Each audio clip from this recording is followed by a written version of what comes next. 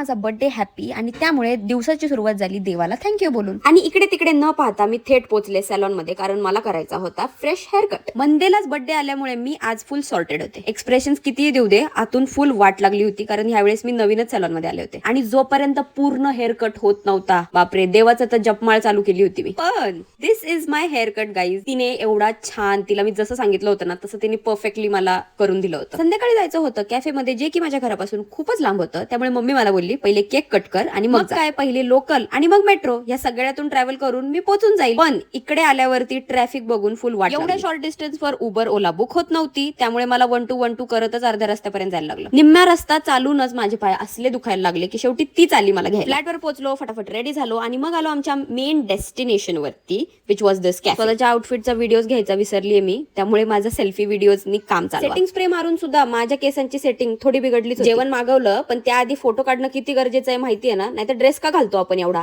Dinner झाल्यावर cake cut करायचा होता, पण इथे एस्थेटिक फोटोशूट चालू आहे. या कॅफेचं सेंटर ऑफ अट्रॅक्शन म्हणजे ह्यांचा आतला अँबियन्स. हे लोक ना फक्त बाहेरच जेवायला बसून देत होते त्यांच्या कस्टमर्सला, आत फक्त फोटोशूट साठी. सगळं काय झालं, फायनली केक कट केला and yes, that was the end of my day. Okay bye.